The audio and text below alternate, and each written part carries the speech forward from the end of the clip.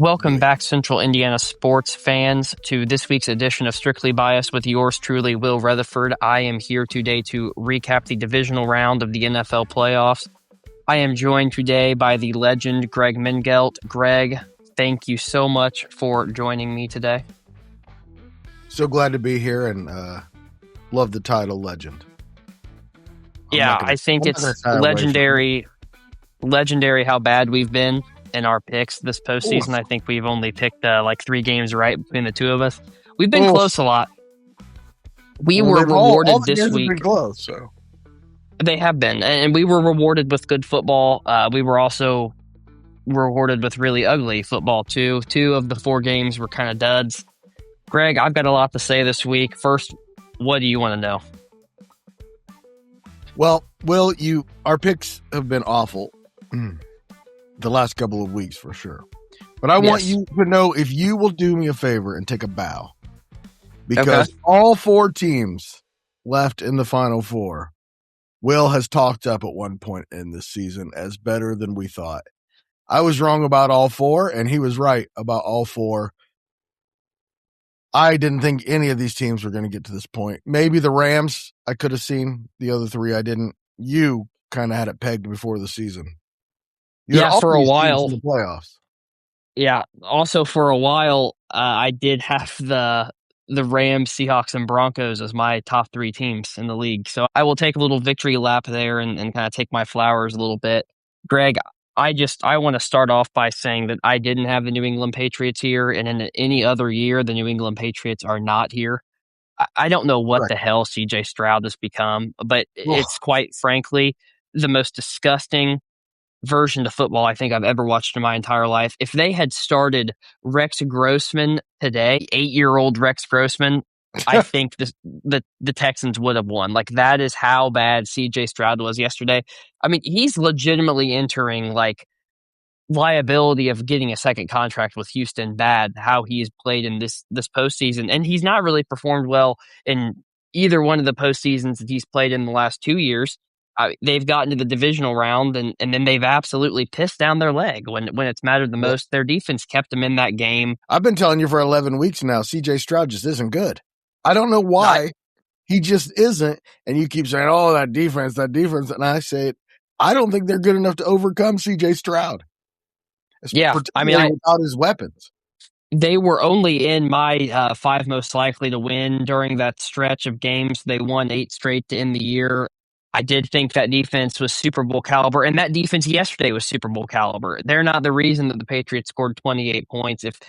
I truly believe that if the Texans could have even gotten 20 points and Stroud didn't throw a pick 6, the Texans probably still win that game. I mean, there was a time in the third quarter where you thought CJ Stroud's played horrific, and they still are one score. And that's a testament of Will Anderson. I do think he warrants top 3 defensive player in the NFL type of conversation, the way he played in this playoffs and the way he played really the entire year. Greg, I do think this Texans team makes me ask the question, would you rather have 32-year-old Danielle Hunter next year, or would you rather have 32-year-old TJ Watt based on what you've seen the last 2 years of tape? I probably believe in TJ Watt a little more, but it's close. Danielle Hunter's just gotten better and better through his career, and he absolutely has. That's unreal. A guy in Minnesota that was kind of pretty under the radar, and I mean the last couple of years he wasn't in Minnesota. He wasn't under the radar, but no, he wasn't. A long time he was. Yes, he was also a player that Chris Ballard was trying to get. It was down between Houston and the Colts for who he was going to sign with. Obviously, Houston came in with a slightly better offer, but I think if that defense can remain constructed as it was this year, I don't know exactly what their contract situation is. I think that's a team that is right back in the conversation to win the AFC South next year if they can get slightly improved quarterback play. Slightly improved?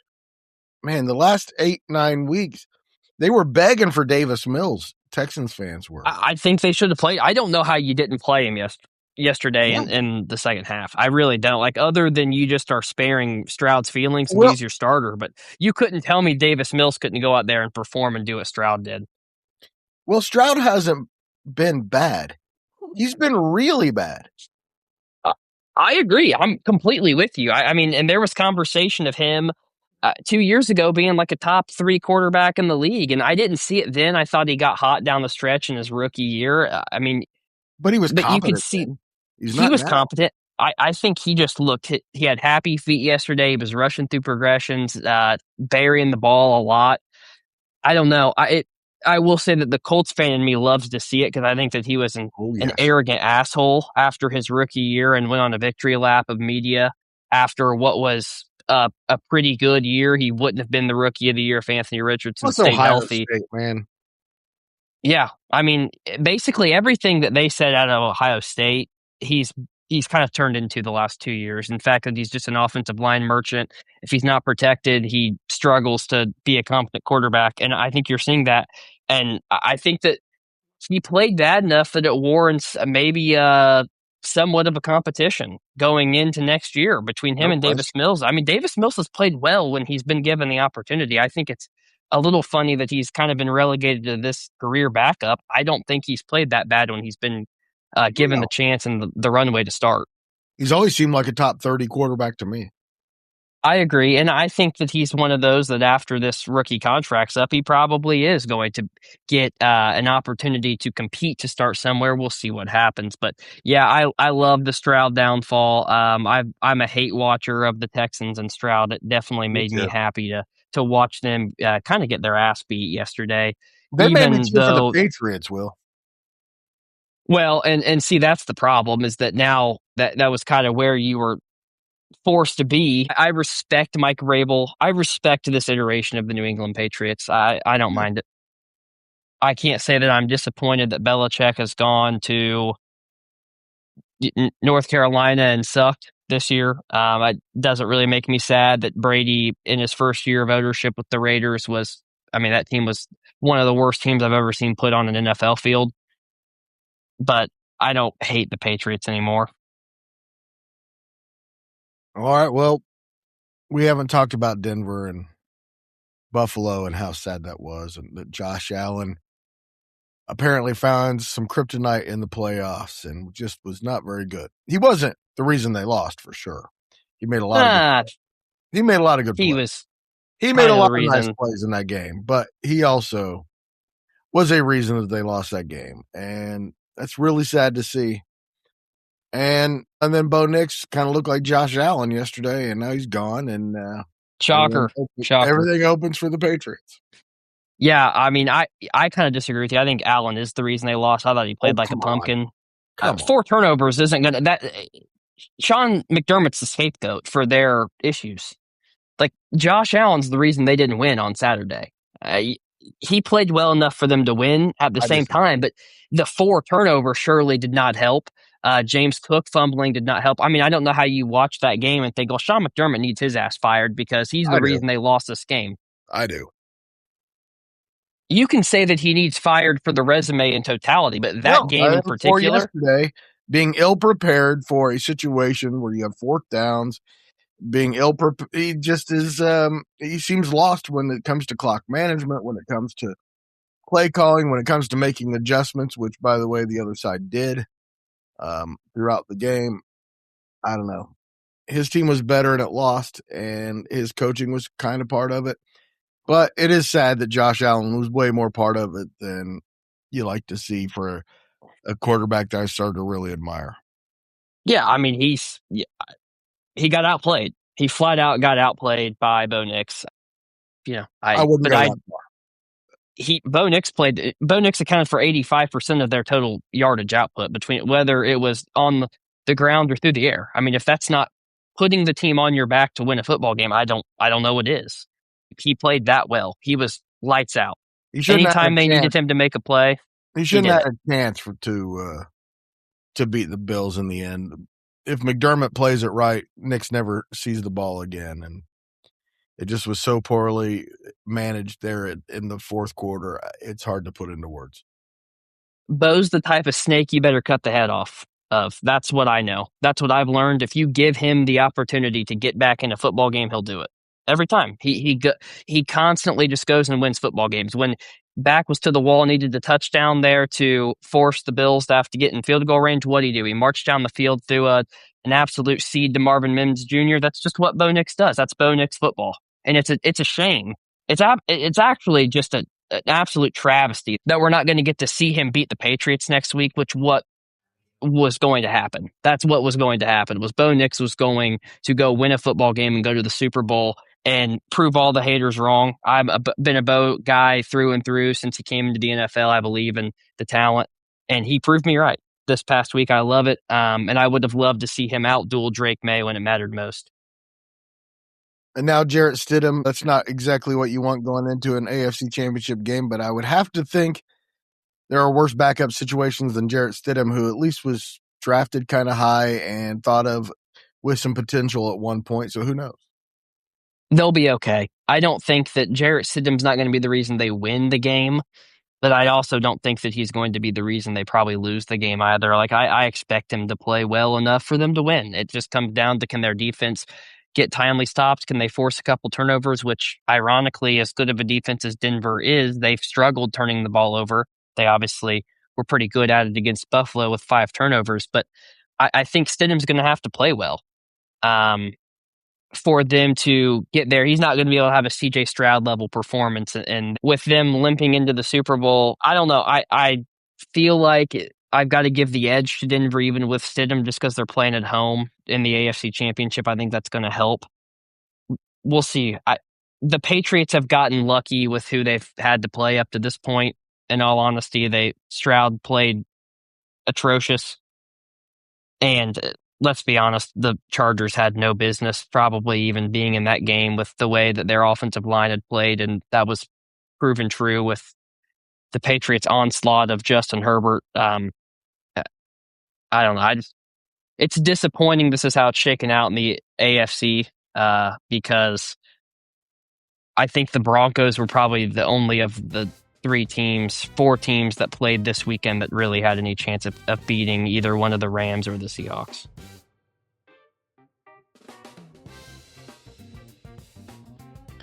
And we'll look at the conference championship matchups later this week. Yep.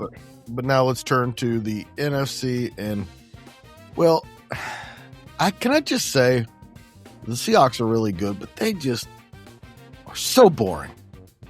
They're really boring, and I think it's a good thing, but I hate watching them.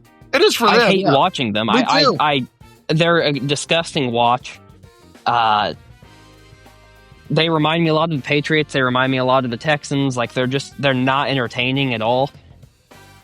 Their offense performed pretty well. Their defense was good. The 49ers injuries finally caught up to them, and they just beat to hell. They were just plagued with injuries the entire year. And it just caught up with them. They ran out of steam. I still don't think Purdy played bad. They didn't have any help. And their defense was battered, and their offensive line was hurt, and they had no playmakers. McCaffrey had to be used as a receiver. They got down early.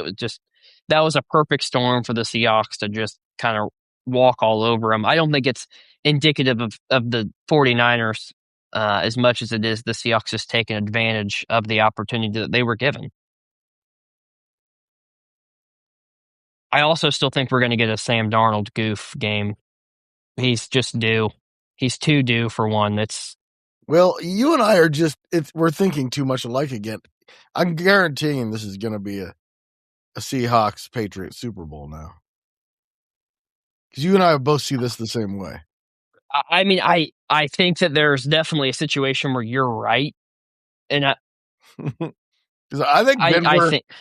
I think Denver and the Rams, to me, are the 2 better teams, but they are. They are the 2 better teams. And if Bo is playing, I think the Broncos, I would have them at a 4.5-point favorite, probably 3-point favorite, somewhere in that range. I mean, I think he makes that big of a difference in terms of their offensive production. I still stand firm and Darnold's just going to give the ball up one too many times, I think, next week, and they just weren't tested. They weren't tested this week against the 49ers. Maybe there's a reason for that. Why do you think that is? Because they're that good. They've gave up 37 points last time they played the Rams too. I mean, and they won. can get got. Yeah, and won. I think they may have won the wrong one. I think you're right, but I think both these games are kind of toss-ups. And the whole playoffs have been toss-ups.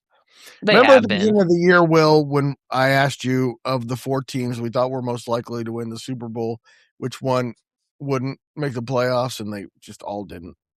They all, yeah. It's crazy. None of those teams were alive. It was the Buccaneers, Eagles, Bills, and Ravens. And then we had the Chiefs at number 5, and they're not here either. Yeah, I mean, I think, to me personally, I think you probably feel the same way. The best team in the AFC was the Jaguars, and they just happened to run into the best player on his best day.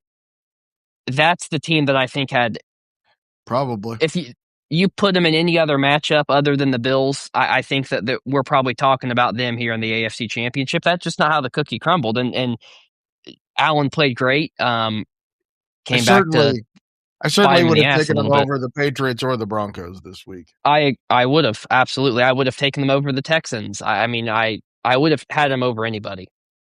And if you redid this season, you'd have a whole bunch of different playoff teams, and it was the craziest season. So 4 years ago when the Rams won, I felt like it was a lot like this, where it was kind of wide open, and you had no idea in those playoffs who was going to win. I picked the Rams to win, and they did, but I did not feel very comfortable with that. I certainly didn't see the Bengals coming. This year feels a lot like that year, but this year even to more extreme, where I just have no idea week to week what's going to happen. No, I don't either. And I think the NFL is probably a little disappointed because they've got 4 relatively small brands. I mean, the Patriots were a huge brand with Brady, but like that fan base Yeah. has kind of changed a little bit in terms of its composition. Like they've got 4 pretty niche markets. They don't have the Chiefs. They don't have the Eagles. Like they don't have any of No these. Mahomes, no Allen, No story to tell. no Cowboys, no Dak Prescott, no Steelers. Nothing. Yeah, Nothing. there's a lot of. It's a kind of a boring Final Four, to be honest with you. But I think the football as played out the way it should. Exactly. That's And the football's been fantastic. It's nothing against the product on the field. It's just the storylines are a little less interesting. The matchups are a little less interesting. But someone's going to win the Super Bowl. And it might just be the Rams you've been saying all year long after they escaped that game in Chicago. I'm glad that you kind of transitioned into that because I really thought when Caleb got the ball back, it was done. Like the way that their season has just gone, like when they've been given that front door to walk right up into and take a game, they've done it. And I definitely question the hustle of DJ Moore a little bit on that play. It kind of felt like he pulled up a little bit and didn't really attack the ball. I thought that the Bears were fortunate to even get it to overtime. I mean, Caleb Williams threw up a prayer. That was a prayer that he threw up that just happened to. A horribly designed call.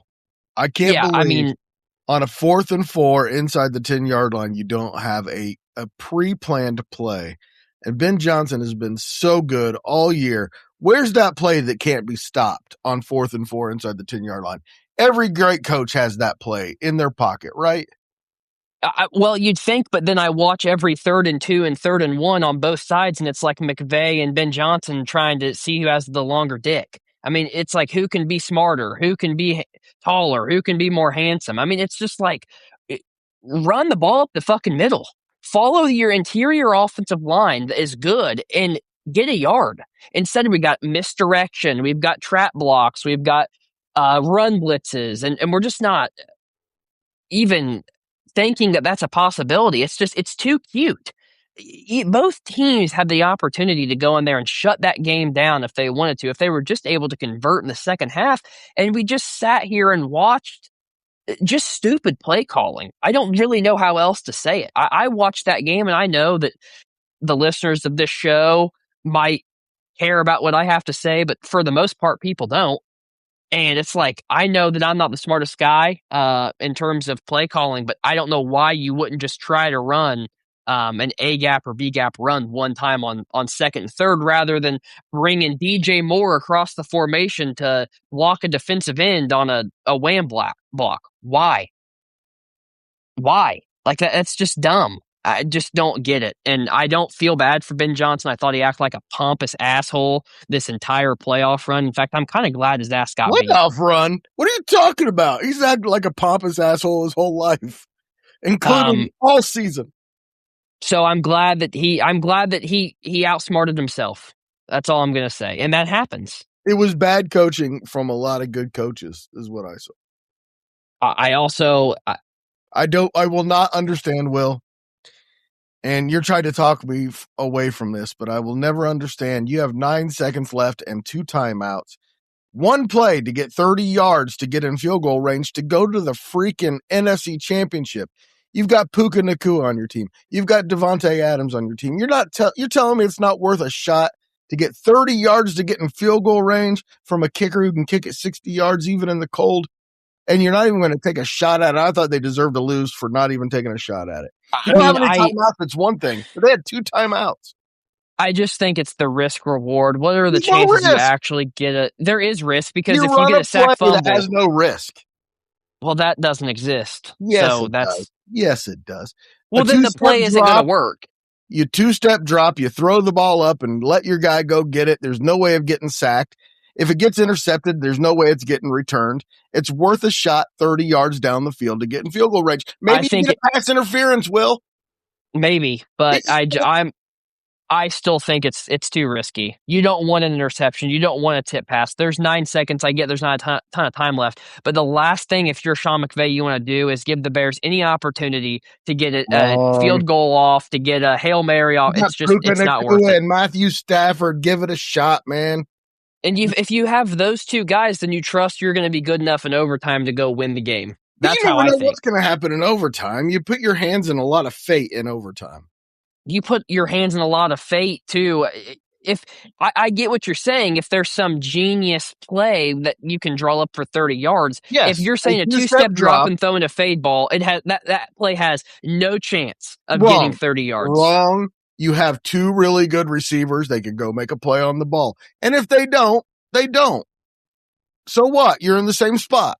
Then you risked a fumble. You risked a sack. You risked a 2-step drop. There's no risk, Will.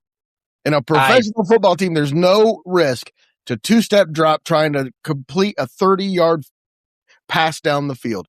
Almost no risk.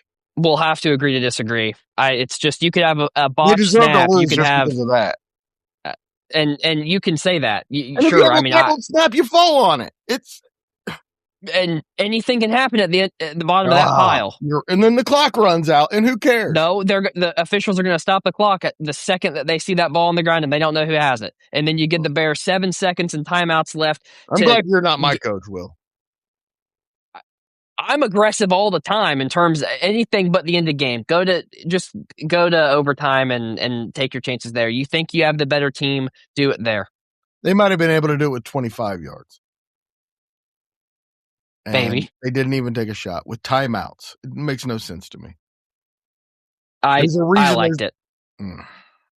I said it yesterday. I liked it. A lot more beef my opinion hasn't changed. I'll say that. So what happens, let's just say they do lose. Let's say that for whatever reason in that 9 seconds, some absolutely horrific play happens. The Bears get the ball in field goal range. Today we're having the conversation, man, Sean McVay might be the biggest dipshit on the entire planet for not taking a knee and going to overtime. It's just not going to happen if you are a professional team and it's a 2-step drop and you just throw the ball down the field. It's just not going to happen. There's no mistake that can happen that's going to cost you in that situation. Unless you're a horribly run team. You think the Bears are going to situations that you need to be practicing? Do you think the Bears are going to just let Devontae Adams and Puka Nacua run free one-on-one in that situation? Of course not. They're going to be bracketed. You're going to have 3 guys on them. Yeah, and they're not the only 2 either. I mean, so we're going to get to Colby Parkinson or Noah Whittington. Yes, we need is 25 yards. It's not that big of a deal. And I don't understand it, but they won, so, whatever. If there's 15 seconds, I say, I get your point. I get your point. With 9, I just don't think there's enough time. 2 timeouts. You can get 2 plays out of that. I don't think you should. But you're not getting 2 plays in a field goal. For you to run 25 yards is going to take 7 seconds. It's assuming that the right. play's But not. you can do it in 2 10-yard plays, is what I'm saying. My suggestion would be to try to do one play, try to get it to one of your guys, have a play you've been working on, situational football, try it, no risk, zero risk. In Almost theory, zero risk. great. In application, it's just not going to work. So you got a 15% chance of it working. That's a 15% chance of you going to the conference championship rather than not. I hope they didn't blow their one chance for Bears fans. I mean, I have no empathy or disappointment that the Bears lost. I don't really give a shit how the Bears fans feel. I mean, don't be a fan of a poverty franchise, and then you don't have to feel this way. And I'm a Colts fan saying that, and that's really saying something. The Bears are the cornerstone of the NFL, though. I mean, if the NFL was 60 years ago, sure. Yeah, that's awesome. I love that. But the NFL of now, I don't really think that most people give a shit about the Bears, to be completely honest with you.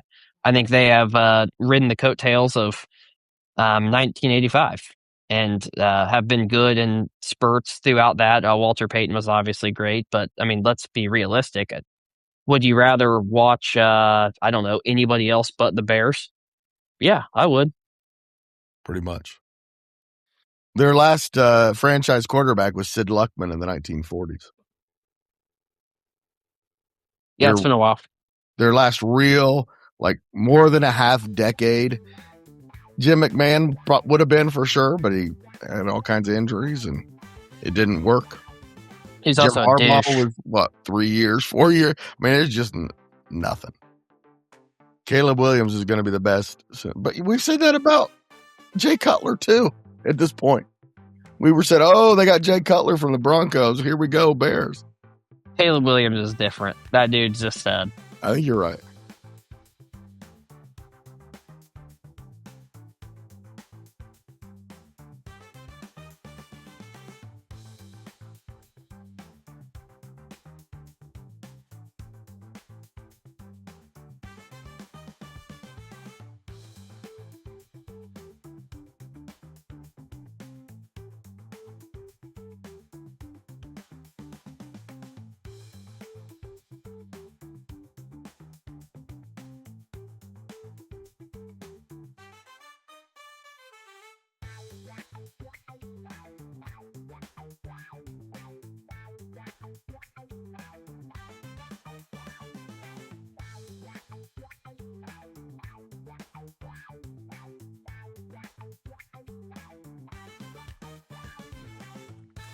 The Central Indiana Sports Report is a product of ITG Media, and I love Susie.